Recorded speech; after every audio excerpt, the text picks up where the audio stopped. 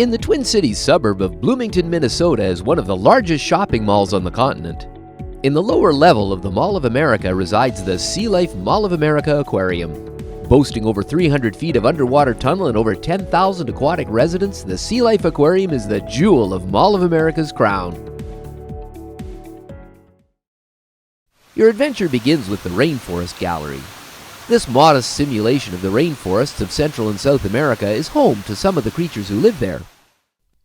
Meet the red-bellied piranha. This close cousin of the neon tetra is reputed to be a fiercely aggressive predator able to strip a carcass to the bone in minutes.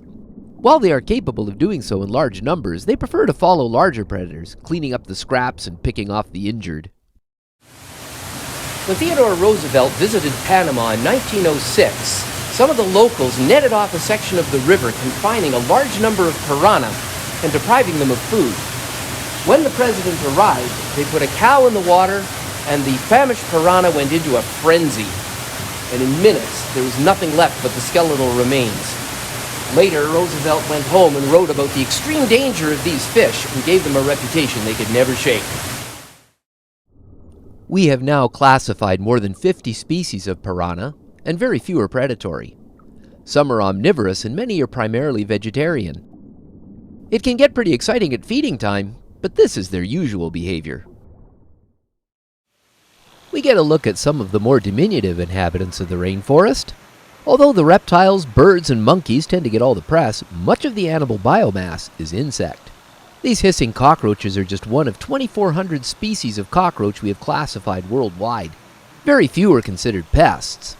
Most are detritivores, turning decaying vegetable matter into fertilizer and feeding many other creatures like this elegant arachnid, the Mexican red-knee tarantula, or giant mygalomorph if you want to use the proper name.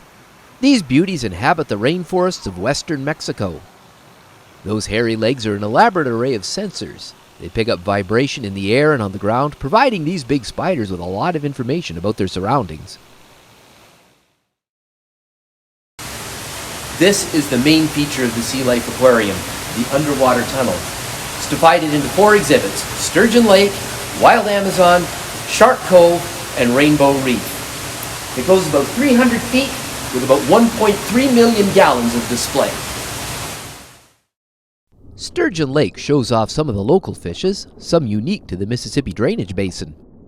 The sturgeon hold the world record for the largest freshwater fish. The largest specimen ever caught was a beluga sturgeon in Russia, which was 18 feet in length and weighed nearly a ton. The alligator gar come in second in North America. This is Dana. She's the aquarium's oldest resident. She was wild caught in Mobile Bay, Alabama, and her age is estimated at over 80 years. Wild Amazon, where we see a small few of the fishes coming from there.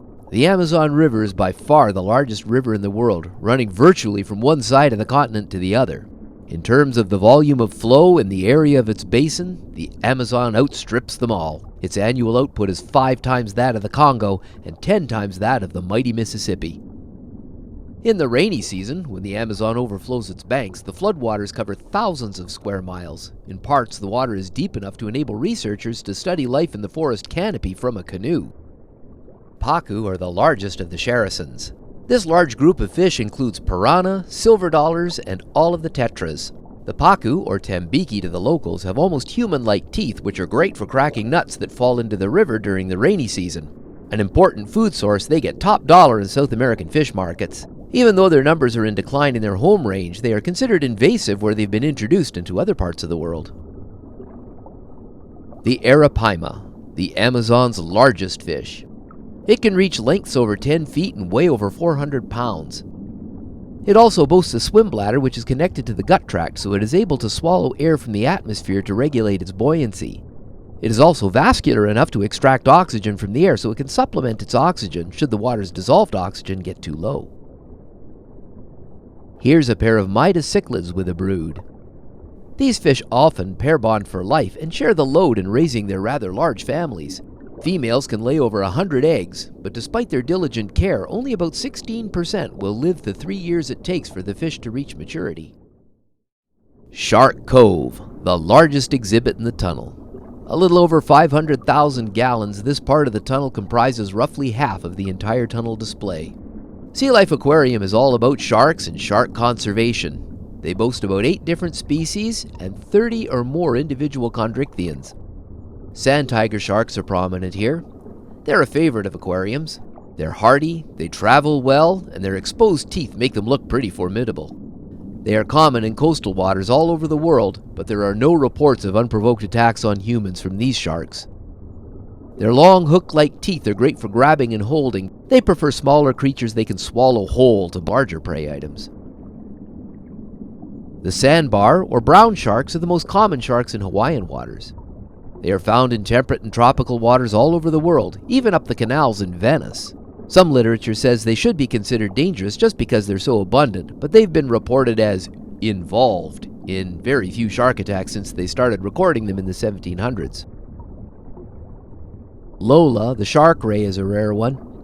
Sea Life Mall of America is only one of a handful of aquariums in North America to have one. Also known as the bowmouth guitarfish, these magnificent creatures range from the east coast of Africa to the Sea of Japan, but their large pectoral fins have made them a favorite target for shark fin soup. This has taken a heavy toll on their numbers. Rainbow Reef is where you see the most variety. The artificial coral here provides habitat for a multitude of reef fish from around the Bahamas and the Indo-Pacific.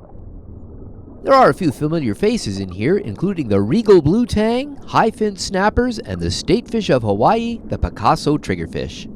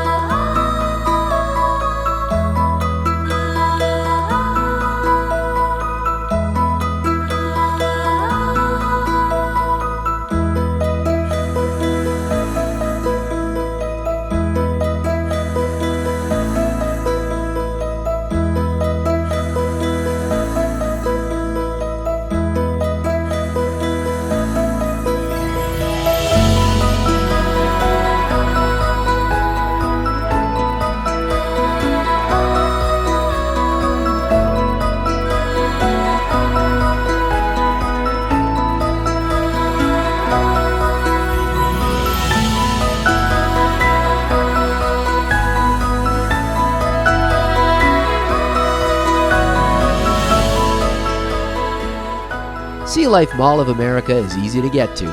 From downtown Minneapolis, just hop the light rail blue line and it takes you straight there. It's on a direct line from the Minneapolis International Airport, which is not far away, and many travelers spend their layovers here. Whether you're in the Twin Cities or just passing through, the Sea Life Aquarium is always worth a visit.